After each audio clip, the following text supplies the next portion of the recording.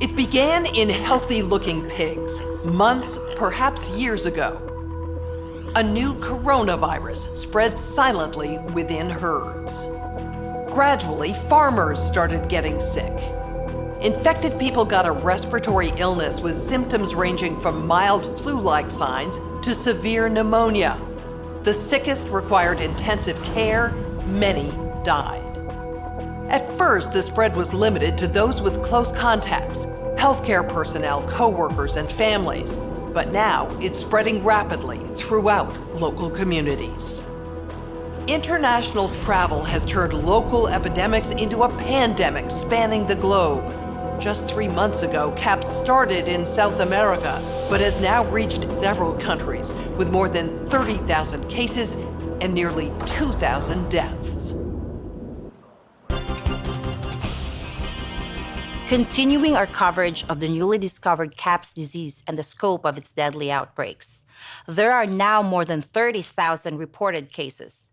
Experts warn this may be just the beginning of a global problem. GNN science reporters have produced a video about what we know so far about CAPS, the virus, the outbreak, and the resulting chaos. CAPS is a novel coronavirus related to those viruses that caused the frightening SARS epidemic in 2003 and the deadly MERS outbreaks in recent years. Scientists think each infected person in turn infects on average 2 more people. This disease is proving more transmissible than SARS or MERS and about as contagious as influenza. Essentially, the cumulative number of cases is doubling every week. At this rate, we can expect to see 16 times as many cases in a month unless we find a way to interrupt transmission. The virus appears to be spreading rapidly in densely populated and impoverished neighborhoods in some megacities in South America. CAPS is a serious respiratory disease. More than half of the recognized cases have required hospital care, creating a huge strain on healthcare systems. The fatality rate is about 10%. For comparison, CAPS is about as lethal as SARS and 2 to 4 times more lethal than the 1918 influenza pandemic, the worst pandemic on record. Even so, some people only exhibit mild flu-like symptoms, not requiring treatment in a hospital. Alarmingly, those people are able to walk around and spread the virus, not realizing they are doing so. Even worse, international travelers have been arriving at their destinations symptom-free, but within a matter of hours, becoming ill. Travel-related cases have blossomed into outbreaks in a number of locations and have quickly grown faster than health authorities could respond and contain them. In other places, physicians have quickly recognized the symptoms of CAPS and have been able to isolate infected individuals and avoid an outbreak, for now. Global public health experts are very concerned about this disease because it appears the virus is readily transmitted through the air from person to person. Essentially, all people are susceptible. Experts agree unless it is quickly controlled, it could lead to a severe pandemic, an outbreak that circles the globe and affects people everywhere. Models developed by leading public health authorities indicate a CAPS pandemic could lead to an outcome worse than the 1918 influenza, which killed 50 to 100 million people worldwide. Given the global population is 4 times larger than it was in 1918, if these models prove accurate, we could be looking at hundreds of millions of deaths over the next year or 2. Continuing our CAPS disease coverage and possible solutions, I'm joined by immunologist Dr. Yvonne Bello and Dr. Rhea Blakey, an epidemiologist, both highly respected in their fields. Let's get right to it. Why are people saying a vaccine for the CAPS virus is not likely in the near term? Researchers are working on a vaccine, and we have viable leads, but it's complicated. We have known about CAPS-like viruses in animals and people for decades, but have not been successful at developing a licensed vaccine. And sure, there are new technologies that may help, but it's going to be difficult. I am not optimistic about having a vaccine in time to be relevant during this pandemic. Even if we discover a good vaccine candidate, we're starting from scratch. and it takes time to test safety and efficacy, typically years. So even if testing moves quickly, global manufacturing will still need to be established. Again, multiple hurdles. We simply cannot rely on these old timelines and processes. This is a crisis. We have to move beyond these issues. It may be complicated, difficult, but if we dedicate all available resources, this can happen. Also, keep in mind, we need effective treatments sooner rather than later. Extranavir is an antiviral drug. Scientists have told me this could be effective. We need to start treating people immediately. While I agree Extranavir does look promising, it's currently used for treating HIV. However, it's not manufactured on the scale needed for treating this many people. And will we just stop using it for HIV treatment? How will we get this drug in the quantities needed? Who decides who has priority for the limited amounts we do have? We both know countries are hoarding Extranavir. Doctor, in my opinion, you are lost in the details. With enough money and political will, anything is possible. Let's get going on this now. Thank you both for this extremely important discussion. Our U.S. affiliate has just released polling results on public expectations for a vaccine. A majority of Americans expect a vaccine to be available within 2 months, and 65% of those polled are eager to take the vaccine, even if it's experimental. In related news, a significant demand for personal protective equipment like N95 masks and gloves are on the rise due to the pandemic. However, globally, hospitals are running low. Additionally, other critical medical supplies such as saline and antibiotics are dwindling. Countries and companies are reportedly stockpiling supplies, disrupting healthcare supply chains, causing dangerous shortages in many parts of the world.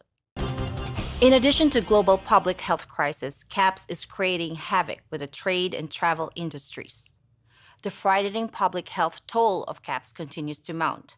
Patients are overwhelming healthcare facilities around the world, including many of the makeshift triage and temporary care facilities. People are avoiding public spaces out of fear of infection and in compliance with public health recommendations. This has had a dramatic effect on the retail and service sectors.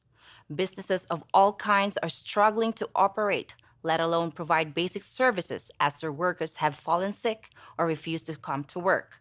Some companies have allowed telecommuting, but for most businesses and employees, this is not an option.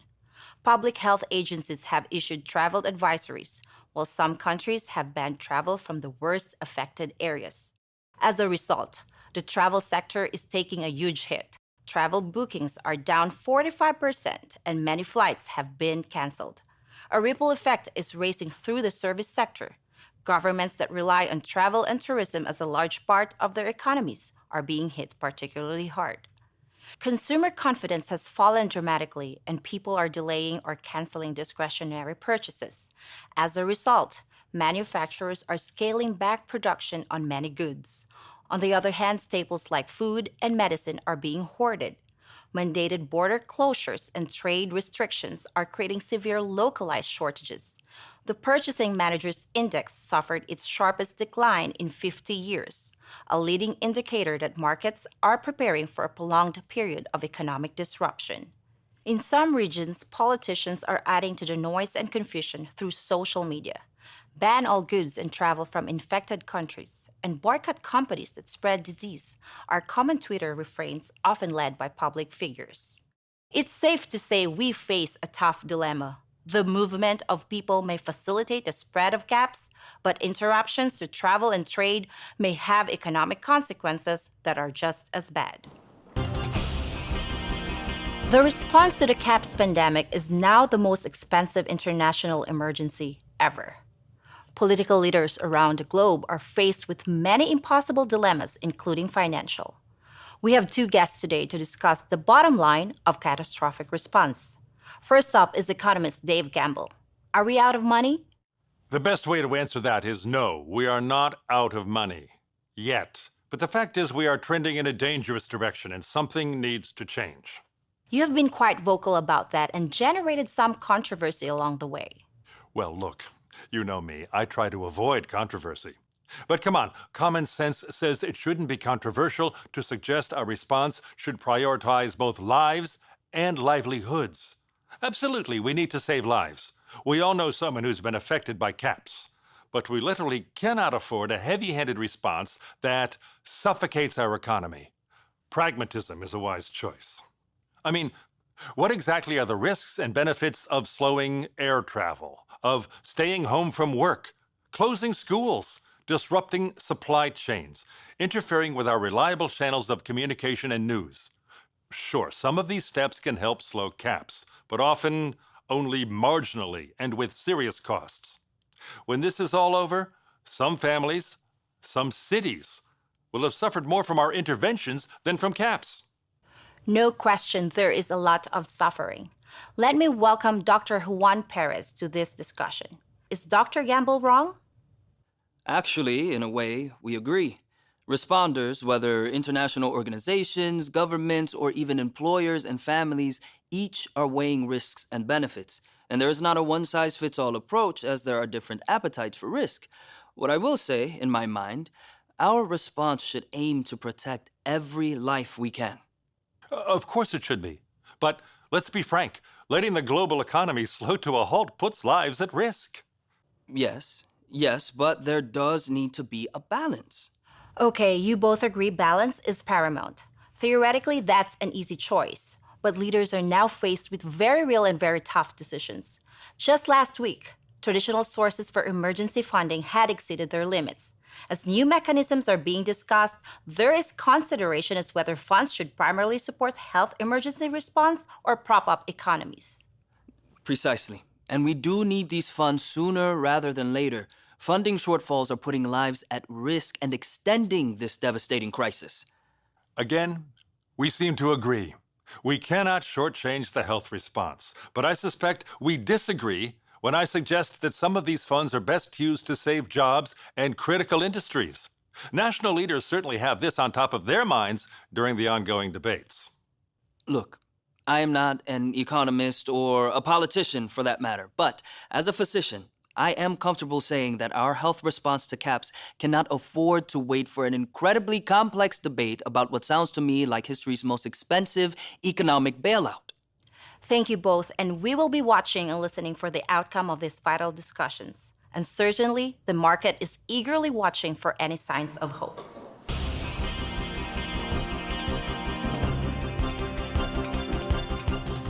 Alarming news emerging from social media companies today about the CAPS pandemic.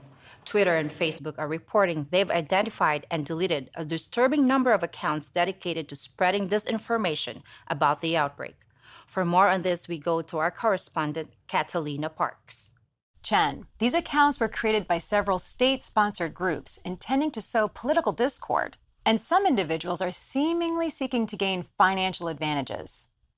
Violence against healthcare workers and minority populations has been increasing. A recent riot highlights the real danger in these posts. Countries are reacting in different ways as to how best to manage the overwhelming amounts of dis and misinformation circulating over the internet. In some cases, limited internet shutdowns are being implemented to quell panic.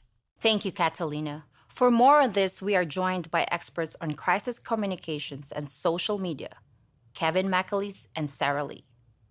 To me, it is clear countries need to make strong efforts to manage both mis- and disinformation. We know social media companies are working around the clock to combat these disinformation campaigns. The task of identifying every bad actor is immense. And experts agree that new disinformation campaigns are being generated every day. This is a huge problem that's going to keep us from ending the pandemic and might even lead to the fall of governments, as we saw in the Arab Spring. If the solution means controlling and reducing access to information, I think it's the right choice. I agree with Kevin. This is a big problem and doesn't even account for the massive amounts of misinformation being generated by legitimate users about the pandemic. But it's not just trolls who are spreading the fake news. It's often political leaders themselves. Who's to judge what's real or not? Would we trust every government to separate truth from lies? I think this is more than just keeping the bad information out. It's also about making sure real public health information reaches the public. News is found from outlets other than social media. News organizations, public health groups, and companies need to help people take the right actions to protect themselves by promoting accurate, real information about the outbreak. The outcome of the CAPS pandemic in Event 201 was catastrophic. 65 million people died in the first 18 months. The outbreak was small at first and initially seemed controllable, but then it started spreading in densely crowded and impoverished neighborhoods of megacities. From that point on, the spread of the disease was explosive. Within 6 months, cases were occurring in nearly every country. At first, wealthy countries with advanced healthcare and public health systems were primarily able to limit the spread of the disease within their borders. As systems became overwhelmed, however, no countries were able to control its spread. And the disease affected people of all socioeconomic status, from the very poor to the extremely rich, from sanitation workers to CEOs and national leaders. The economic consequences were dramatic. The high death toll and even greater numbers of sick hurt productivity in many industries. Manufacturers were having trouble filling orders, and countless companies in the service sector simply shut down. The global economy was in a free fall. The GDP down 11%. Stock markets around the world plummeted between 20 and 40% and headed into a downward cycle of fear and low expectation. Businesses were not borrowing, banks were not lending. Everyone was just hoping to hunker down and weather the storm. While nearly all businesses were affected, certain sectors were especially hard hit. Travel, finance, service, manufacturing, healthcare, and insurance among them, with some major companies going bankrupt. And there were seismic societal consequences as well. The world saw large-scale protests and in some places riots. People were angry about the lack of access to healthcare and medicine, as well as government's inability to protect them from the disease. This led to violent crackdowns in some countries and even martial law. Political upheaval became the rule across the globe. The public lost trust in their respective administrations. Several governments fell, while others were desperately striving to hold on to power. This spurred further crackdowns. Attempts to control media messaging, originally aimed only at health-related misinformation, became used increasingly to quash political dissent. Economists say the economic turmoil caused by such a pandemic will last for years, perhaps a decade. The societal impacts, the loss of faith in government, the distrust of news, and the breakdown of social cohesion could last even longer. We have to ask, did this need to be so bad? Are there things we could have done in the 5 to 10 years leading up to the pandemic that would have lessened the catastrophic consequences? We believe the answer is yes. So, are we as a global community now finally ready to do the hard work needed to prepare for the next pandemic?